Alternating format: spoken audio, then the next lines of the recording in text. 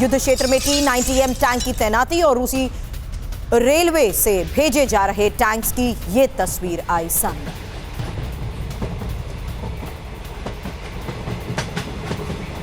देखिए किस तरीके से युद्ध क्षेत्र के हालात के बीच में बदलते मौसम के साथ साथ ये तस्वीरें अब और बड़े संकेत दे रही हैं, क्योंकि ये साफ हो गया कि किस तरीके से अब रेल के जरिए इन टैंक्स की मूवमेंट देखी गई है। और वहीं डोनेस्क में रूसी सैनिक की मौत, लैंडमाइंस की चपेट में आया सैनिक। रूस की बाइक यूनिट का यह जवान था जो इस लैंडमाइन विस्फोट की चपेट में आया।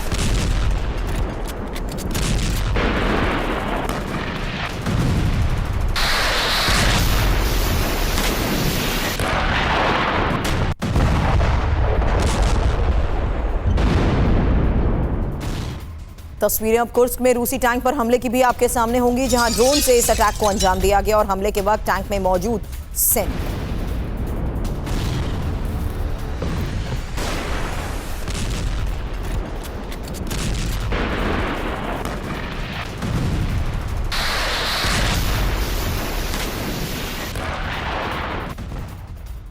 और यूक्रेन के क्रीवी रीच शहर पर हमला, रूस ने बैलिस्टिक मिसाइल से किया हमला। रूसी हमले में रिहायशी इमारत तबाह हो गई, कई लोगों की मौत, कई लोग मलबे में दबे। और कुर्स्क में ही यूक्रेन के ड्रोन अटैक को लेकर एक खबर आई, जहां यूक्रेन ने रूसी टैंक को तबाह किया और बड़े धमाके के बाद आग के शोलों में तब्दील हुआ टैंक। देखिए तस्वीर।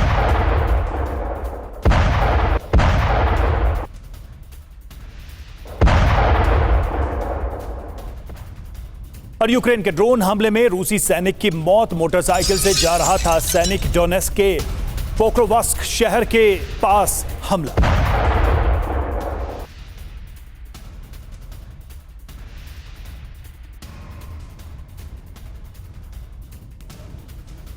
तो आप देखिए तस्वीरों में साफ नजर आ रहा है किस तरीके से ये सैनिक इस रास्ते से गुजर रहा था और इसी दौरान ये जबरदस्त धमाका होता है जिसका शिकार ये सैनिक हो जाता है।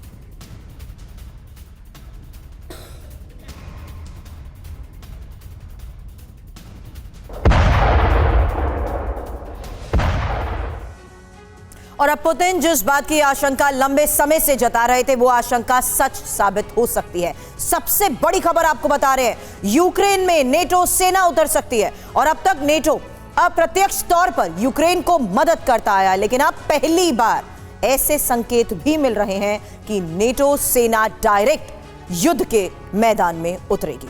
ब्रिटेन के पीएम कीर स्टारमर ने यह संकेत दिया है कि ब्रिटिश आर्मी भी यूक्रेन जाएगी।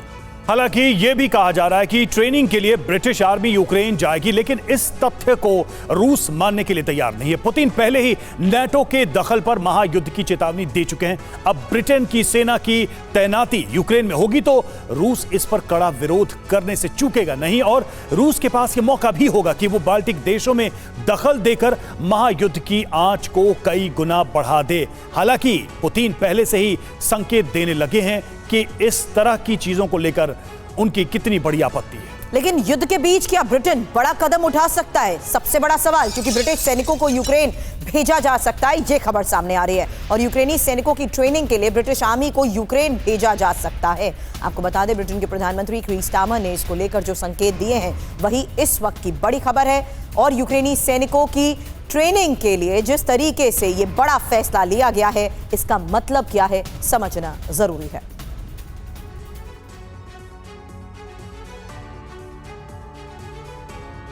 और ये खबर क्या है, इसको ग्राफिक्स के माध्यम से हम समझाने की कोशिश कर रहे हैं। देखिए रूस यूक्रेन युद्ध में इंग्लिश मोड क्या है।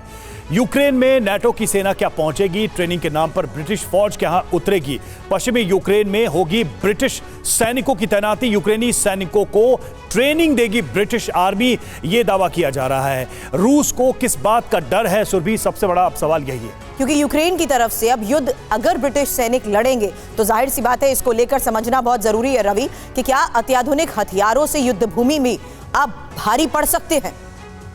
मौजूदा सिचुएशन क्या है, मौजूदा हालात क्या है। 51,000 यूक्रेनी सैनिकों को ब्रिटेन में ट्रेनिंग दी जा चुकी है।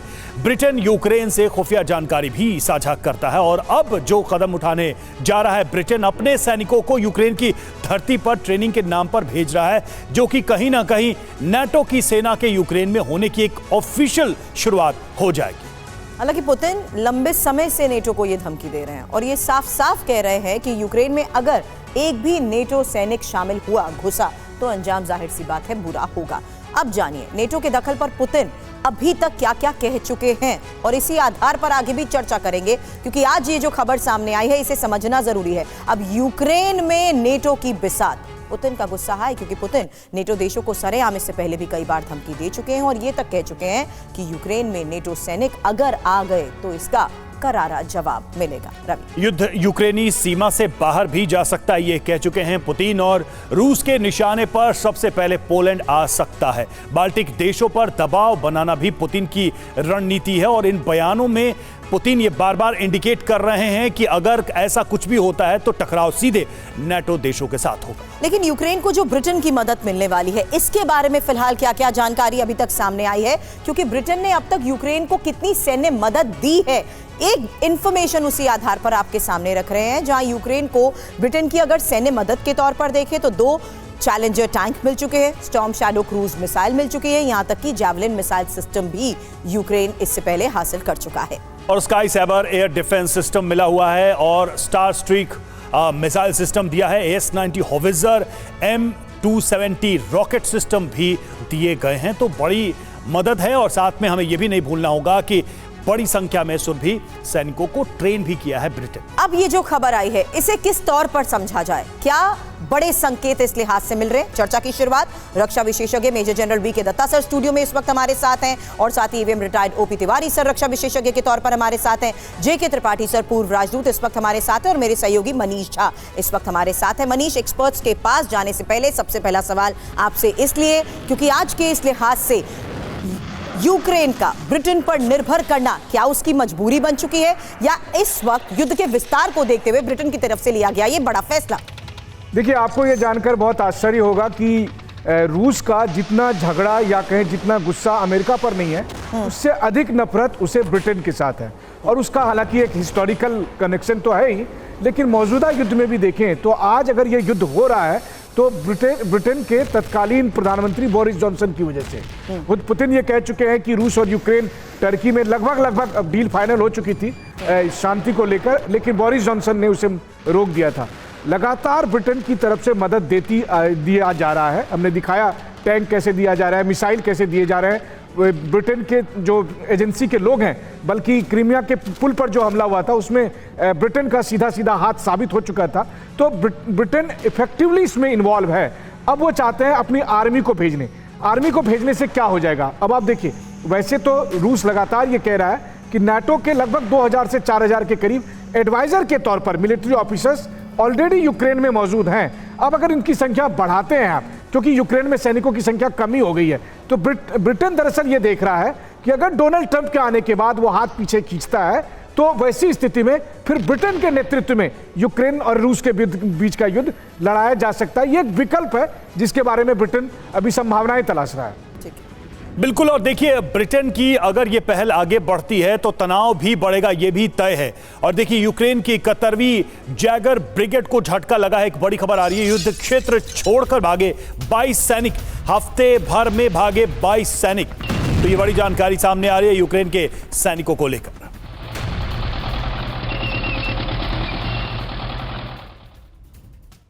अब सैनिकों के भागने की जो ये खबर रवि ने आपको बताई, ज़ेलेंस्की सेना में कितने भगौड़े ये जानिए, क्योंकि यूक्रेन की 155th अनाकिव्स्काया ब्रिगेड में हलचल को लेकर खबर आ रही है। और ये दिसंबर की शुरुआत में 1000 सैनिकों ने जिस तरीके से ब्रिगेड छोड़ी है उसको लेकर रवि खबर आई है। सभी सैनिकों को फ्रांस में ट्रेनिंग दी गई थी। 2024 से पहले 10 महीने में 19,922 सैनिकों पर आपराधिक मामले दर्ज किए गए। हालांकि अब तक करीब 2 लाख यूक्रेनी सैनिकों के सेना छोड़ने का जो अनुमान लगाया जा रहा है, इसे कैसे लिया जाए, ये भी एक सवाल होगा, लेकिन उससे पहले इन्फॉर्मेशन वॉल पर एक डिटेल रवि। आखिर क्यों सेना छोड़ रहे हैं यूक्रेनी सैनिक, ये हम आपको बता रहे हैं, इसके पीछे की वजह क्या है। तो बिग वॉल के माध्यम से वो वजह आपके सामने, लगातार लड़ाई का एक तो दबाव बना हुआ है, काफी प्रेशर है इस वक्त सैनिकों पर, लंबे समय तक मोर्चे पर रहने से थक चुके हैं सैनिक, और करीब 2.5 साल से 2.5 वर्ष से ये युद्ध चल रहा है और इसकी वजह से कोई बहुत ब्रेक थ्रू यूक्रेन को नहीं मिला है। ये भी एक निराशा का कारण। इसमें सबसे इंपॉर्टेंट है गोला बारूद की कमी, जिसको लेकर लगातार एक्सपर्ट्स भी ये बात रखते आए हैं कि सैन्य उपकरणों की कमी की वजह से भी बहुत बार ये देखा गया कि किस तरीके से यूक्रेन को बैक गियर पर आना पड़ा, और कड़ाके की सर्दी में बुनियादी सुविधाओं का अभाव। हालांकि बदलते मौसम के रुख को देखते हुए पहले साल भी हमने ये चर्चा की थी कि क्या युद्ध इस पर भी कोई असर डालेगा। साल दर साल बीतता जा रहा है और देखिए इसके बावजूद जीत की संभावनाओं पर संदेह है यूक्रेन के सैनिकों को। साथ ही सैनिकों की मौत का आघात, कमांड और कंट्रोल में भी समस्याएं पैदा हो रही हैं। तमाम वजहें आपके सामने। हालांकि कुछ कमांडर्स के निर्णयों से असहमति को लेकर भी लगातार खबरें आई हैं। रोटेशन पॉलिसी में भी अनियमितता की खबरें आई हैं। रूसी सेना की भारी बमबारी और अपर्याप्त एयर डिफेंस को लेकर ये जो वजह है तिवारी सर, आज के इस हालात को देखते हुए क्या वाकई यूक्रेन के लिए ये ब्रिटिश सेना की मौजूदगी युद्ध क्षेत्र में बहुत इंपॉर्टेंट बन चुकी है? इसी मदद पर वो निर्भर करके किसी तरीके से इन तमाम फैक्टर्स को दरकिनार करते हुए युद्ध भूमि में बने रहेंगे। फिर भी देखिए, इंग्लैंड और यूके जो कह रहा है कि हम इतने फौज भेज रहे हैं, देखिए नियरली 3 साल से वॉर चल रही है। इस वॉर में अगर हम कहें कि नाटो के फोर्सेज अप्रत्यक्ष रूप से इसमें शामिल ना है तो ये गलत होगा। ये इतनी यूक्रेन की सेना नहीं थी कि 3 साल तक लड़ती रही और कितने मारे गए और जैसा बता रहे हो कि कितने वापस भाग गए। तो इसको सपोर्ट करने के लिए ऑस्ट्रेलिया हो या नाटो की कई फौज है, कई मिशनरीज हैं, कई उनके जवान हैं जो उनके साथ लड़ रहे हैं। यहाँ तक कि ऑस्ट्रेलियंस तो इनके जो ड्रोन है उसको बनाने में मदद कर रहे हैं। जो जितना ड्रोन अटैक ये यूक्रेन रशिया के ऊपर कर पा रहा है, ये रशियन ड्रोन की मैन्युफैक्चरिंग की साइंस में, टेक्नोलॉजी में इन्होंने काफ़ी एडवांसमेंट किया है और अच्छे ड्रोन बनाए हैं जो बिना डिटेक्टेड होकर रशिया में इतना इफेक्टिव हो रहे हैं। तो नाटो का प्रेजेंस और नाटो के जवानों का, नाटो के ऑफिसर्स का प्रेजेंस इसमें तो फुली है ही। अब ये सामने जो कह रहे हैं, जैसे अभी मनीष जी बता रहे थे कि हो सकता है कि अगर जैसे ट्रंप टेक ओवर करे तो अमेरिका थोड़ा पीछे हटे और इंग्लैंड इसमें आगे बढ़ने की कोशिश करेगा। लेकिन अगर कोशिश करेगा तो इसमें इंग्लैंड का नुकसान बहुत ज़्यादा होगा। इंग्लैंड को अपना साइज देखना चाहिए और कितना चाहिए। जैसा बता रहे थे कि इंग्लैंड से रशिया हमेशा नाराज रहा है। तो पिछले जो जितने भी पीस नेगोशिएशंस हुए थे शुरू में 2022 में 2023 तक, उसमें ही इंग्लैंड ही मेन हो रहा जिसकी वजह से पीस नेगोशिएशन नहीं हो सका। और जहाँ तक जवानों को वापस जाने की और भागने की है, जो भी फौज अगर भाग रही होती है उसके सपोर्ट, अगर लॉजिस्टिक्स, इक्विपमेंट्स और सब कुछ नहीं है तो वो डिमोरलाइज हो जाते हैं। प्लस एक लड़ने का जो मोटिवेशन होता है, it mentally you have to be convinced in the mind कि आप किस बस के लिए लड़ रहे हैं। अगर जवान कन्विंस्ड है कि मैं किस कारण के लड़ रहा हूँ, किस देश के लिए क्या लड़ रहा हूँ, वो कभी वापस नहीं जाएगा। लेकिन अगर जवान ये दिमाग में बात अगर आ जाए कि हम बाहरी इन्फ्लुएंस किसी के कहने के चक्कर में हमारे प्रेसिडेंट आगे बढ़ जाए, के मोटिव को लेकर भी एक डाउट है। दत्ता सर, बात यहाँ पर यह आती है कि ब्रिटेन की ये जो भूमिका है, इसके पीछे का इंटेंट क्या है? इस युद्ध के बढ़ने से तो पूरे यूरोप को नुकसान ही हो रहा है, फिर भी ब्रिटेन काफी एग्रेसिव है। उसके पीछे क्या वजह आपको नजर आ रही है? क्या ब्रिटेन का अपना इंटरेस्ट इस वॉर से सर्व हो रहा है? देखिए, ऐसा है कि पूरी जंग जब से शुरू हुई, इसके अंदर ब्रिटेन ने एक बहुत बड़ा हाथ अपना दिखाया और बहुत हद तक इसने यूक्रेन की मदद करी। अगर मैं हिस्टोरिकली बोलूं, ग्रेट ब्रिटेन और रूस एक ट्रेडिशनल एनिमीज हैं। जब ब्रिटिश यहाँ भारत में भी होते थे और उनको ये खतरा था कि अफगानिस्तान के माध्यम से कहीं रूस भारत की तरफ ना एडवांस कर जाए, और उसके चलते उन्होंने बहुत सारे यहाँ पर खेल खेले। तो ये तो मैं हिस्टोरिकल बात बोल रहा हूँ। अभी जहाँ तक ग्रेट ब्रिटेन का सवाल है, इन्होंने पूरी यूक्रेन आर्मी के जितने नए रिक्रूट थे उनकी वहाँ ट्रेनिंग चलाई। तकरीबन 61,000 जो सैनिकों को ट्रेनिंग दी यूक्रेन की। तो अभी क्या हुआ कि जंग के चलते चलते यूक्रेन के अंदर सैनिकों की फ्रंट लाइन के ऊपर कमी हो गई, और ये जो ट्रेंड सैनिक थे, जो मिसाइल सिस्टम्स हो गए, एंटी एयरक्राफ्ट सिस्टम हो गए, जिनकी ट्रेनिंग लेके आए थे, इन लोगों को भी उनको फ्रंट लाइन में भेजना पड़ गया। इसके कारण जो हाई टेक वेपनरी है, चाहे वो हाई मार्स हो, चाहे वो जो स्टॉर्म शैडो मिसाइल्स हों जी। या एंटी एयरक्राफ्ट सिस्टम्स हों, उसको मैन करने के लिए अभी यूक्रेन के पास वो ट्रेंड मैन पावर नहीं बची है, क्योंकि वो लोग फ्रंट लाइन में चले गए। अभी उस वैक्यूम को भरने के लिए ग्रेट ब्रिटेन के माध्यम से उनकी ट्रेनिंग टीम यहाँ पे आ रही है। बिल्कुल और सर। ये ट्रेनिंग टीम तो कहने की बात है, अदर वर्ड्स में ये लोग वो वेपन सिस्टम को मैन करेंगे जो हाई टेक वेपन्स हैं, जी। जो एक यूक्रेनियन सैनिक को बिना ट्रेनिंग के वो नहीं चला पाएगा, नहीं चला पाएंगे। और बिल्कुल ट्रेनिंग सही कह देने रहे में हैं सर। समय एक लगता और है। युद्ध भूमि से आ रही एक और तस्वीर जरा देखिएगा सर, वापस आपके पास आती हूँ, क्योंकि यहाँ यूक्रेन की रोबोट आर्मी नजर आई है और यूक्रेनी सेना ने मैदान में जिस तरीके से रोबोट्स उतारे हैं, राइफल से लैस है यूक्रेनी सेना के ये रोबोट्स। देखिए ये तस्वीर, यूक्रेनी सेना ने ये वीडियो जारी किया है।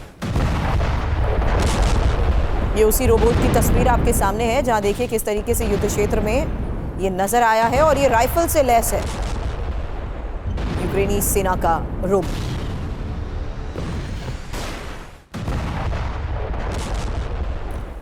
जी हाँ, तो ज़ेलेंस्की की रोबोट सेना, यूक्रेन की नेशनल गार्ड की 13वीं ब्रिगेड ने उतारी है रोबोट सेना और खार्किव के युद्ध क्षेत्र में रोबोट उतारे गए हैं। नो मैंस लैंड से गुजरते नजर आए ये रोबोट और यूक्रेनी रोबोट में लगी है मशीन गन। रोबोट में 4 ड्राइव टायर भी लगे हैं। सभी रोबोट वॉर रूम से कंट्रोल किए जाते हैं। क्यों की जा रही है इसकी तैनाती, ये भी एक सवाल है, क्योंकि युद्ध जिस लेवल पे है वहां पर इस रोबोट सेना की एंट्री का क्या मतलब। यूक्रेनी सेना में सैनिकों की भारी कमी एक तो ये बड़ी वजह है। यूक्रेन को 5 लाख सैनिकों की जरूरत है और सेना में भर्ती की उम्र 25 से 18 साल करने की तैयारी है। फायरिंग के अलावा गोला बारूद पहुंचाने में रोबोट मददगार साबित होंगे। घायल सैनिकों को निकालने में भी ये रोबोट मददगार साबित होंगे। तो इस वॉर का एक अलग चेहरा, एक अलग स्वरूप हमें देखने को मिल रहा है। सीधे तौर पर इसको समझा जा सकता है कि यूक्रेन अपने वॉर ज़रूरतों को पूरा करने के लिए रोबोट का इस्तेमाल कर रहे थे। त्रिपाठी सर, वॉर के अलग अलग चित्र तो हमारे सामने आ रहे हैं, लेकिन जिस विषय पे हम बात कर रहे हैं कि जो नेटो कंट्रीज़ हैं उनका एक सीधा दखल, सीधा इन्वॉल्वमेंट इसमें दिख रहा है। कितना ज़्यादा ये इन्वॉल्वमेंट हो सकता है, इसका मैक्सिमम लेवल आप क्या देखते हैं? क्या ये सिर्फ कुछ सैनिकों के ग्राउंड पर उतरने तक की बात है या फिर पूरी की पूरी कंट्रीज इन्वॉल्व होने वाली है? देखिए, मुझे नहीं लगता कि बहुत ज़्यादा इन्वॉल्वमेंट नाटो सैनिकों का होगा कंट्री वाइज। जहाँ तक रही ब्रिटेन के साथ संबंधों की बात, तो जब मैं ब्रिगेडियर दत्ता की बात से सहमत हूँ कि ब्रिटेन बहुत पुराना दुश्मन रहा है रूस का 1853 के फर्स्ट क्रीमिया वार से शुरू होकर के, और अभी तक वो दुश्मनी चली आ रही। दूसरी चीज़ ये है कि अगर आप ही के चैनल के हिसाब में अभी दिखाया गया था कि 58,000 सैनिकों को ब्रिटेन में ट्रेनिंग दी गई है, तो अब ब्रिटेन में ट्रेनिंग और सैनिकों को क्यों नहीं दी जा सकती? क्योंकि सैनिकों की संख्या कम है, उनका मॉरल डाउन है, जैसा कि ओपी तिवारी साहब ने बताया। मॉरल डाउन है तो सबसे बड़ी बात यह है कि आप कितनी भी अपने रेगुलर सेना उतार देंगे किसी देश की उसके लिए सहयोग के लिए, लेकिन अगर उस अपने देश की, मेरा मतलब यूक्रेन से, यूक्रेन की रेगुलर आर्मी का मॉरल डाउन होगा तो कितनी भी किसी भी देश की सेना होगी वो उसकी मदद नहीं कर पाएगी। तीसरी चीज़ है कि इसलिए मैं नहीं, ये खबर जो है कि ब्रिटेन ने डिसाइड किया है, ये मेरे ख्याल से 1 हफ्ते पुरानी है, लेकिन हफ्ते भर में ब्रिटेन ने अभी तक ये नहीं कहा है कि हाँ हम अपने सैनिक वहाँ उतार चुके हैं। इसलिए कि नेटो का कोई भी देश अगर यूक्रेन में कुछ करेगा तो बिना अमेरिका की सहमति के नहीं होगा, और अमेरिका इस वक्त ऐसे दोराहे पे खड़ा है कि वो निर्णय नहीं कर पाता है। साथ ही देखिए, आपने पढ़ी होगी न्यूज़ अभी जो आई थी कि जो ट्रंप के जो विशेष दूत हैं रूस और यूक्रेन के लिए, कीथ केलॉग, उन्होंने एक प्रो ट्रंप ऑर्गेनाइजेशन को दिए गए साक्षात्कार में ये बताया, थोड़ी सी जानकारी दी है कि ट्रंप कैसे इस मामले को हल करना चाहते हैं। उन्होंने ये कहा है कि ट्रंप के आते ही हम यूक्रेन से ये कह देंगे कि आपको हम तब तक कोई और मदद नहीं भेजेंगे जब सर, इसीलिए मैंने शुरुआत में ये बात कही कि ये संकेत वो पहले से देते आए हैं। तो क्या इस वक्त निर्भर करना यूक्रेन की भी मजबूरी बन चुका है ब्रिटेन पर या यूरोपीय देशों पर? हालांकि एक और तस्वीर, उसके आधार पर आगे चर्चा। कुर्स्क में आमने सामने की जंग जारी है और यूक्रेनी सैनिक जबरदस्त जिस तरीके से गोलीबारी कर रहे हैं उसकी तस्वीरें भी आई हैं। तिमोर पुतिन की सेना से जंग और दुश्मन के 68 सैनिकों की मौत का दावा।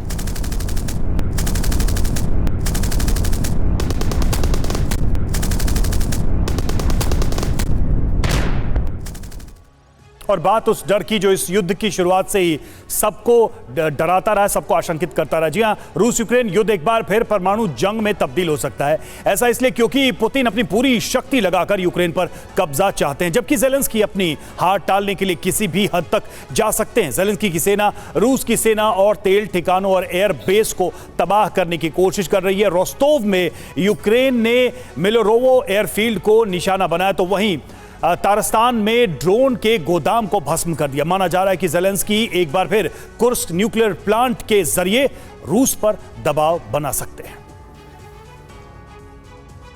तो यूक्रेन ने कुर्स्क के अब रूस में हाइमार्स से जिस तरीके से हमला किया है, यूक्रेन के टारगेट पर रूसी सेना की बैरक थी। आपको बता दें, हाइमार्स से ही हमले में सैन्य ऑफिसर्स के घर भी नष्ट हो गए हैं और रिहायशी इलाकों में धमाकों को लेकर भी खबर आई है। लेकिन इस हमले को एटमी धमाके का ट्रेलर माना जा रहा है, क्योंकि कुर्स्क न्यूक्लियर प्लांट से सिर्फ 69 किलोमीटर दूर है। और इस हमले के बाद कुर्स्क न्यूक्लियर प्लांट के लिए खतरा जाहिर सी बात है और बढ़ गया है।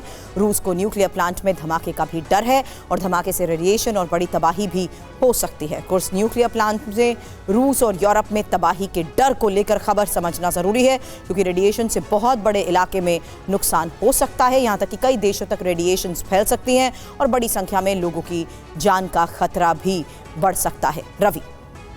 बिल्कुल, और देखिए, रेडिएशन, न्यूक्लियर वॉर या न्यूक्लियर दुर्घटनाओं को लेकर रूस का, यूरोप का अनुभव ऐसा है कि वो इससे हमेशा डरे ही रहते हैं। मनीष, सबसे बड़ी बात यह है कि ये जो थ्रेट या ये जो आशंका, ये जो डाउट है, ये कितना रियल है इस वॉर में? देखिए, संभावनाएं तो इसकी है, और इसकी संभावना आप यूं समझिए कि इसमें तो भारत का भी इंटरफेयर करना पड़ा। एक समय में यूक्रेन ने ये तय कर लिया था कि ज़ेपोरिजिया न्यूक्लियर प्लांट को वो तबाह करेंगे, और ऐसी स्थिति में फिर अमेरिका ने भारत के प्रधानमंत्री मोदी जी से भी ये रिक्वेस्ट किया था कि आप पुतिन से भी बात करिए कि पुतिन उस समय इस तरह से इस मामले को हैंडल करे कि यूक्रेन इस मकसद में कामयाब नहीं हो पाए। और फिर चीन के राष्ट्रपति से भी इसके लिए अनुरोध किया गया था। तो पहले ज़ेपोरिजिया न्यूक्लियर प्लांट को तबाह करने की कोशिश की गई, क्योंकि वो रूस के कब्जे में था। वहीं अब जो है सो यूक्रेन की कोशिश है कि कुर्स्क के न्यूक्लियर प्लांट पर अटैक किया जाए, जो कि इस वक्त एक्टिव है, इस वक्त फंक्शनल है। अब सवाल यह है कि किसी न्यूक्लियर प्लांट पर अगर आप अटैक करेंगे तो केवल कुर्स्क का या रूस का नुकसान नहीं होगा। वहां आसपास में तमाम यूरोपीय देश हैं और चेरनोबिल से बड़े हादसे हो सकते हैं। लेकिन आप ये देखिए कि चूंकि वो यूक्रेन कर रहा है, तो पश्चिमी देश भी इस पर चुप्पी साधे हुए हैं और यूरोपीय देश भी कुछ भी नहीं कर रहा है। शायद उन्हें भरोसा है कि चाहे कितना भी कुछ कर ले, लेकिन ज़ेलेंस्की इस मकसद में कामयाब नहीं हो पाएंगे, क्योंकि रूस है वहां पर। बिल्कुल, लेकिन इस बीच यूक्रेनी पोर्टल डिफेंस एक्सप्रेस का खुलासा, जहां ओरेश्निक मिसाइल के टुकड़ों की तस्वीर प्रकाशित की गई है और ओरेश्निक का निर्माण कई साल से चल रहा था, यह दावा किया जा रहा है। मिसाइल के टुकड़े में सीरियल नंबर है और मिसाइल के टुकड़े में उत्पादन की तारीख तक लिखी हुई नजर आ रही है।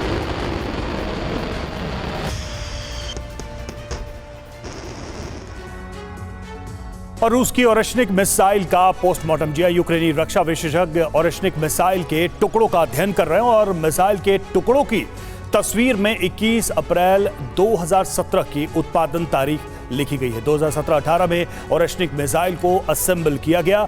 रूस ने 2010 से ओरेश्निक मिसाइल को बनाना शुरू कर दिया। रूस ने 21 नवंबर को यूक्रेन के नेप्रो में दागी थी ओरेश्निक मिसाइल। डिफेंस एक्सप्रेस के हवाले से ये खबरें सामने आ रही हैं।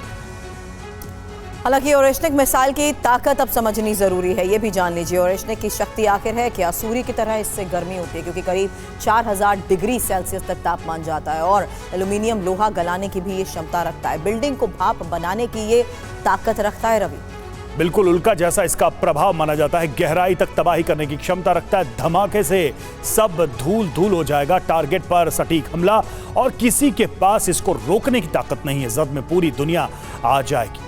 हालांकि नई रूसी मिसाइल को लेकर जिस तरीके से खबरें हैं, इसकी 12,300 किलोमीटर प्रति घंटे की गति बताई जा रही है, 3.40 किलोमीटर प्रति सेकंड से ये ज्यादा। और मिसाइल 6 वॉरहेड से लैस है, जबकि सभी वॉरहेड में सबम्यूशन भी है और इंटरसेप्ट करना भी बेहद मुश्किल हो जाता है। और इस बीच देखिए, एक और खबर आई है। रूस यूक्रेन जंग में एक और भारतीय युवक की मौत हुई है। यूक्रेनी ड्रोन अटैक में मारे गए आजमगढ़ के कन्हैया यादव रूस की तरफ से यूक्रेन के खिलाफ जंग लड़ रहे थे। 6 महीने पहले नौकरी देने के नाम पर रूस पहुंचे थे कन्हैया यादव नौकरी के लिए, और उसके बाद जंग में शामिल किया गया और अब खबर आ रही है कि जंग में उनकी मौत हो गई। विपिन हमारे साथ इस वक्त जुड़े हुए हैं। विपिन, क्या जानकारी मिल रही है कन्हैया यादव को लेकर? देखिए, कन्हैया यादव की डेथ इस रशिया और यूक्रेन की जंग में हुई है। वो रशिया की तरफ से इस जंग को लड़ रहे थे और दिल्ली में बैठे जो एजेंट्स हैं उनको उन्होंने ये झांसा दिया कि रशिया में आपको गार्ड की नौकरी करनी है, और 42 साल उनकी उम्र थी और 6 महीने पहले वो रशिया गए थे और ड्रोन हमले में उनकी मौत हुई है। और इस पूरे मामले में न सिर्फ भारत बल्कि नेपाल, बांग्लादेश, पाकिस्तान, श्रीलंका समेत इन तमाम देशों के कई युवाओं को बहला फुसलाकर रशिया भेजा गया है और जंग के मैदान में उतार दिया गया है। कुछ पैसे का लालच दिया गया है, किसी को धोखाधड़ी करके उतारा गया है, लेकिन फिलहाल सैकड़ों की तादाद में भारतीय युवक इस फौज में लड़ रहे हैं जिनको धोखे से रशिया भेजा गया है। हालांकि कई युवकों को वापस भी लाया गया है, लेकिन ये जरूर है कि रोजाना ऐसे कर करके कई भारतीय युवकों की मौत हो गई है। उसी सिलसिले में कन्हैया यादव की भी मौत हुई है और 23 दिसंबर को उनका शव वापस आया है। 42 साल की उम्र बताई जा रही थी और फिलहाल उनके परिजन रो रो कर उनका बुरा हाल है। शुक्रिया आपका विपिन इस जानकारी के लिए। और इस चर्चा में हमारे साथ तमाम मेहमान जुड़े हुए थे, आप सभी का बहुत बहुत शुक्रिया।